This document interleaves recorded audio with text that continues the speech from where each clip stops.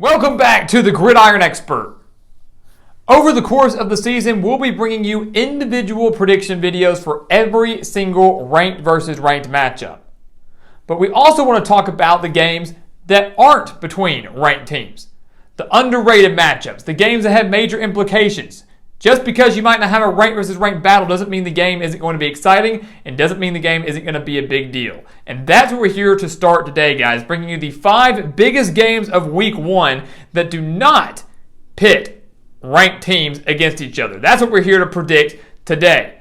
So again, guys, welcome back to the Gridiron Expert. Please continue to like, comment, subscribe, share our videos. Of course, check out everything down in the description below, including our expert picks over on our website, thegridironexpert.com. Some of the best college football and NFL spread picks in the entire country for one of the lowest prices in the entire country. Sign up for those today, guys. Our week 1 picks come out on Wednesday, so tomorrow. You do not want to miss out on that, guys, because by season's end, we can guarantee you will make loads of money. We have never had a losing season. We've beat out 80% of the national analysts, and we want you to be part of our team today. Do that and join our free Discord server as well, so you can talk college football with us year-round, no matter the time, no matter the day. Join the discussion and join the GE Nation.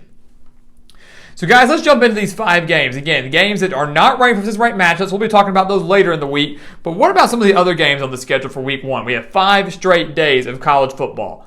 The first game we want to talk about is on Thursday night. We've got Penn State at Purdue. Penn State at Purdue. And on paper, you might look at this game and you're going to say, why? Why is this a big game? Why are we talking about it? The thing is, guys, this is a huge game for both programs, but I would say it's a bigger game for Purdue. You look at the Boilermakers, guys. This is a team that could win the Big Ten West this year. A wide open Big Ten West. They return the second best quarterback within the conference in Aiden O'Connell. They return a very talented core of wide receivers, and they return 8 starters back on defense from a unit that was ranked in the top 50 nationally. Factor in this is the blackout game for Purdue on Thursday night, the season opener in West Lafayette, and the Boilermakers are going to be pumped to take down a good Penn State team. How good is Penn State? Well, let's keep in mind the Nittany Lions were a top 5 team last year before Sean Clifford got hurt. Yes, he played the remainder of the season, but once he got hurt on his hand, he was never really the same. Again, a top 5 team, Penn State ultimately finishing 7-6. When you look at this team, guys, I will say that Penn State, to me, owns the defensive advantage. The Nittany Lions are going to be tough defensively, but Purdue, significantly for me, owns the offensive advantage and they own the home field advantage. The urgency is there for Jeff Brom and the Boilermakers to get a quality victory in week 1, a game that in week 1 could determine by season's end whether or not they win the Big Ten West. I like Purdue on Thursday night to get a huge win over a good Penn State team and begin their quest towards a Big Ten West title. Moving on to the Carolinas. How about number 13, NC State at East Carolina? Again, another game where you look at on paper and you go, a top 15 team facing a team out of the American? No way, right? No way this game's close. We're here to say not so fast. This is not going to be an easy game for the Wolfpack. But what this is going to be, guys, is going to be a great opportunity to see if the Wolfpack can live up to their preseason hype. Again, beginning the year at number 13, some people, including myself, have them as a playoff dark horse because the team's that talented. Devin Leary returns at quarterback after throwing for over 3,400 yards and 35 touchdowns in 2021. 9 starters are back for Dave Doran on the defensive side of the ball, a defense that allowed just 19.7 points per game and ranked 21st nationally. So all that talent comes back for NC State. The path is there for them to win the ACC and to maybe make the playoff. But you look at ECU, they're hoping to spoil that in week 1. They return one of the best quarterbacks within the American Conference in Holton Ahlers. They return Keaton Mitchell back at running back, an ECU Pirates team that ranked 39th nationally offensively and 24th in passing offense. So certainly going to test this Wolfpack secondary. 5 starters are back on defense for ECU, a unit that should continue to improve just like they did last year. At home, bit of a rivalry matchup. Pirates looking to play spoiler. The spread for this game, guys, is only about 11 points in favor of the Wolfpack. I wouldn't be surprised if the game is maybe a little bit closer than that, especially heading into the 4th quarter. So watch out here. Maybe a mini upset alert. We're picking NC State, but this game has a lot of major implications for the Wolfpack and could be more entertaining than you think. How about we go over to Texas? We're bouncing around the country, right? We got Purdue. We got the Carolinas. We go to Texas. Battle in the Alamo Dome. Number 24, Houston at UTSA. A battle between what could be the best Group of 5 team in the country by season's end in Houston, taking on last year's Cinderella team in the Roadrunners. Both of these teams won 12 games. Houston, the AAC runner-up, won 12 games, winning their bowl game over Auburn. UTSA, going undefeated until the season finale, lost to North Texas, won the Conference USA though, and then lost their bowl game to San Diego State. But you look at this game, guys. Houston loaded with talent. Their star quarterback Clayton Tune returns again. They have one of the best wide receivers in the conference in Nathaniel Dell, and 5 starters are back on defense from a unit that was 6th nationally last year. Houston had the 6th ranked defense in the country last year. They lose a lot of the big-time playmakers to help them get there, but 5 starters back, they're going to be okay. Minor drop-off, if that. You look at UTSA. They return their star dual-threat quarterback in Frank Harris, and they also return a couple of key wide receivers, but they lose arguably their biggest playmaker in their running back and Sincere McCormick.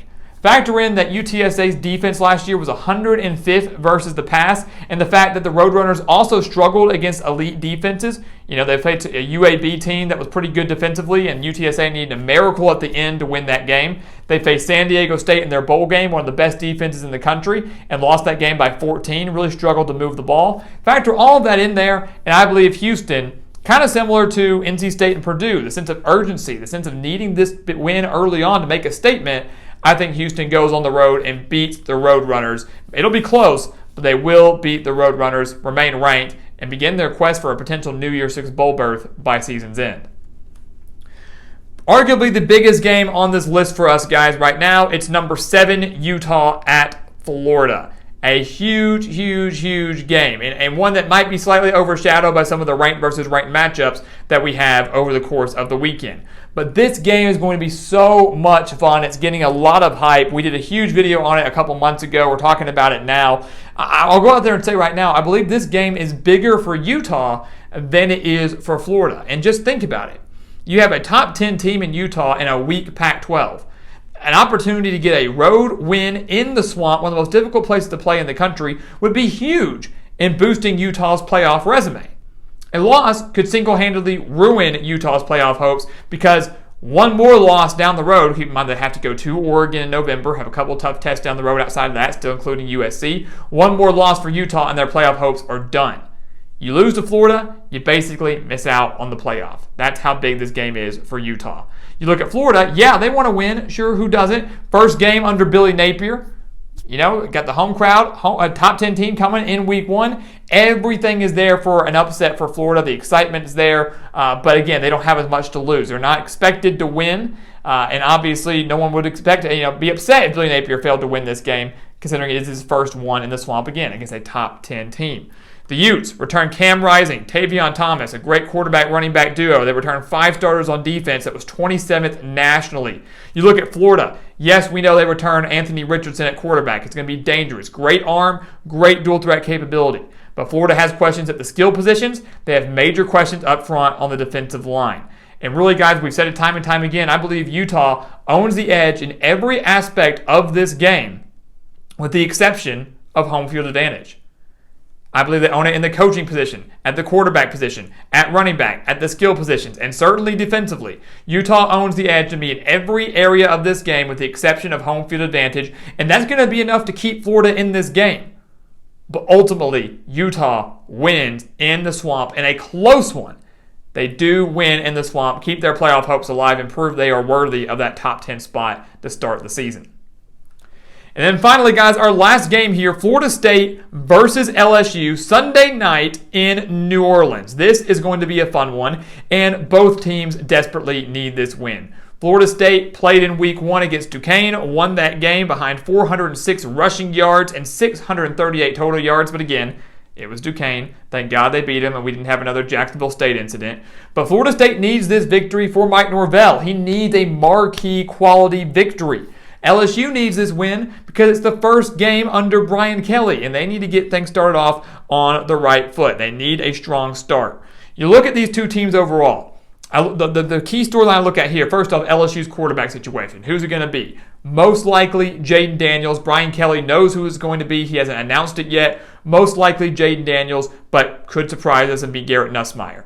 Regardless, I would say whoever starts for LSU is about even with Jordan Travis of Florida State. The bigger issue I'm looking at here is the fact that LSU's defense, especially their defensive line, is extremely strong.